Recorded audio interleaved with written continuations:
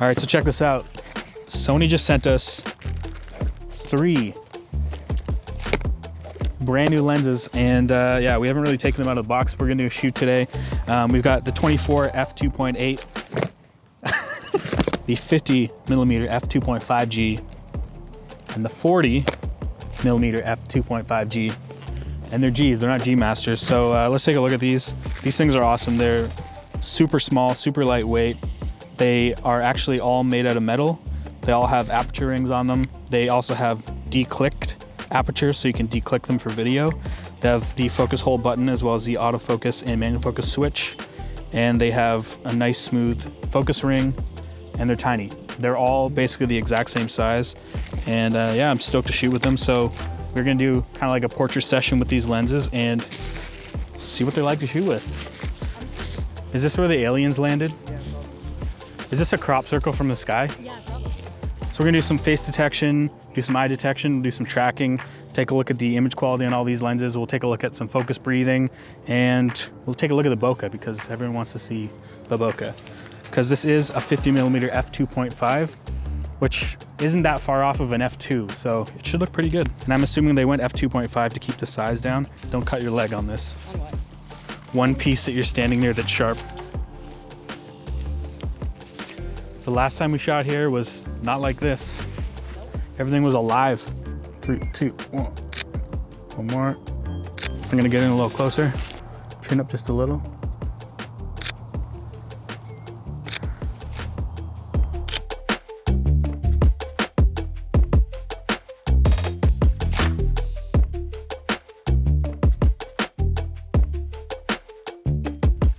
I wouldn't mind to get some like sitting down stuff, so we could use the 24 while we're sitting down and get more like the headshot stuff with the 50.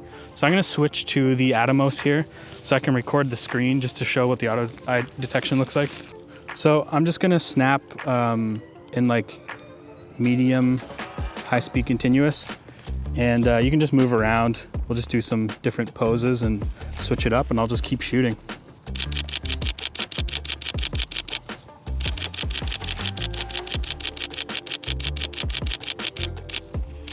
Okay, I'm gonna do like a quick tracking shot with you coming straight towards me. Yep.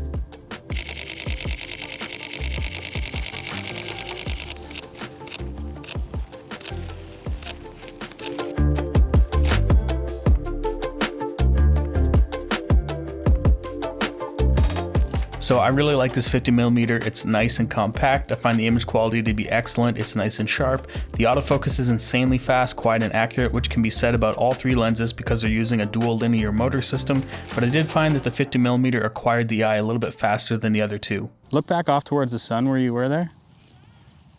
Turn your body a little more into it.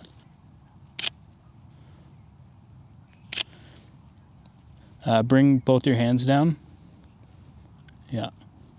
Can you lean back more, like kind of like that? Yeah, yeah. Let me know when you're gonna shoot, 'cause I'm gonna close my eyes. Okay. 3, 2, 1, go.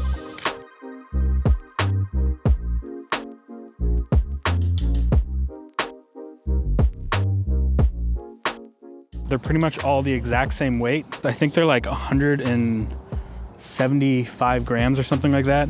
I should probably check before I say some random number and then the comment section gets really mad at me. You were off by 2 grams. You suck at reviewing lenses. Okay, so the 24mm is 162 grams, the 40mm is 173 grams, and the 50 is 174 grams. So they're all roughly, well, the 40 and the 50 are almost exactly the same, and they're only about 10 grams heavier than the 24mm.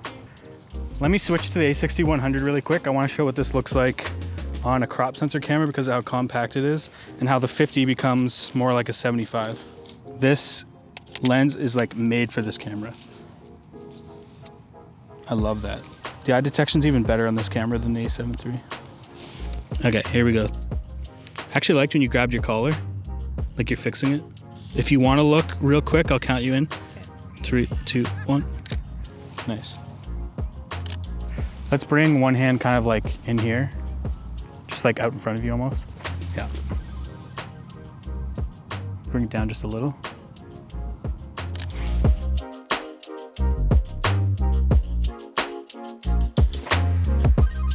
And I have the Sony Zeiss 55 f1.8, and you can see the size difference here between the 50 f2.5 and the 55 f1.8. So it's quite a bit bigger, to be honest. And obviously this lens doesn't have all the switches and stuff on it that this does. So it's pretty crazy they're able to pack everything into a small lens like that. So the 40mm is kind of like a 35mm. A 40mm lens is kind of a weird focal length, to be honest. It feels like the exact same lens. Looks exactly the same too. The only way you'd be able to tell the difference is that this says 40 and the other one said 50. Yeah, if you can find a spot that looks worthy of walking into, is it just slashing your legs apart? Right, so I gotta go back a little bit further, but I kind of like this focal length because you're getting like a 35mm vibe, but just a little bit cropped in a little bit more. Ooh, I like that when you had your hand up to your waist. Really pop the, yeah.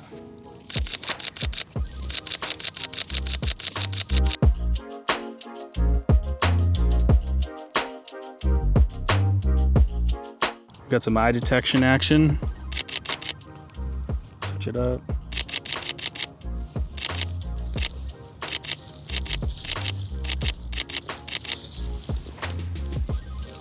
I'm gonna go back a bit just so I can get full body. Yep.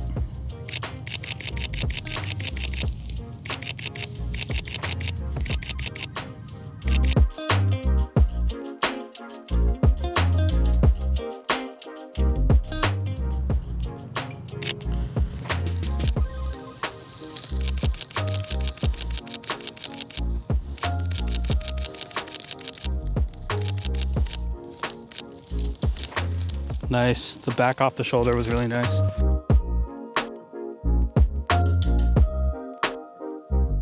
So at first I thought I'd find the 40mm boring because it's basically a 35 and it's so close to a 50. But if you watch to the end of the video, I actually go back to it because it's kind of the best of both worlds. And the 40 and the 50 both have lock-on tapered lens hoods, which I actually left off during the shoot. It keeps the lens nice and compact though, and it does kind of remind me of what Fuji did with their small compact f2 primes. Let's switch to the 24.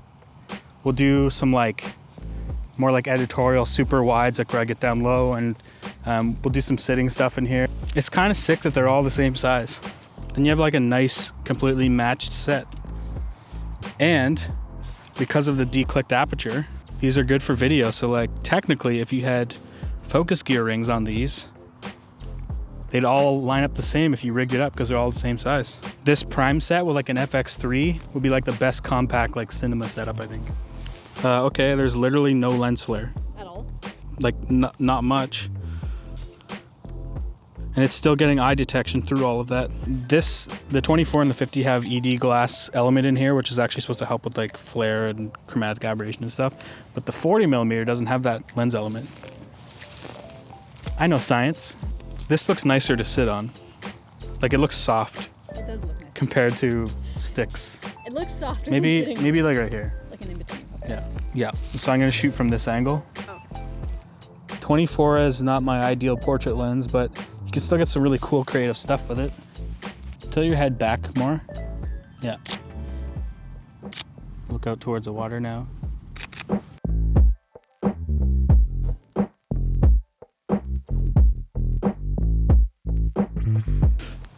I'm just not a huge 24mm fan. Some people love it.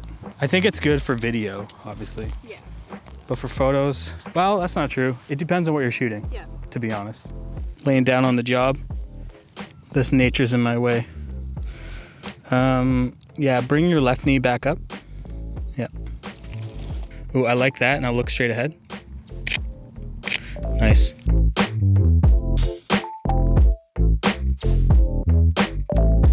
Get a little bit of vignetting at f2.8. Sometimes I like it though, you know? So if you look back at me, we want you in the sun, so we almost have to be this way. This could be a good focal length for this type of shot. Okay, 3, 2, 1, go.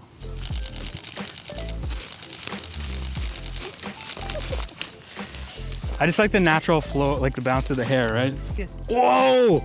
This shot's amazing! Holy crap, that's so good. How is my horizon that straight? Because you were like this. You were like this the whole time. That's better than I could have ever asked for. I noticed right away that the 24mm had some stronger vignetting at f2.8. That can be fixed in post, but it's something I thought I'd mention.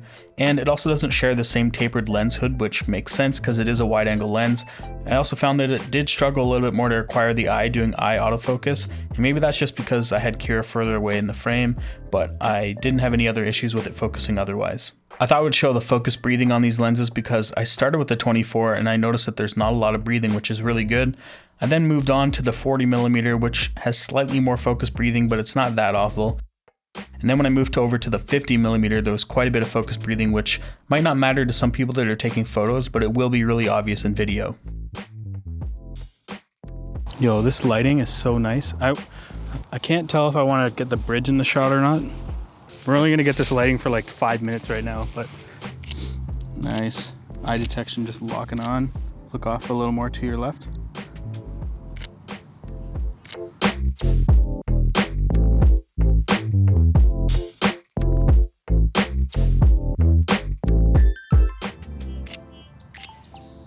All right, good job. You got it. We're done.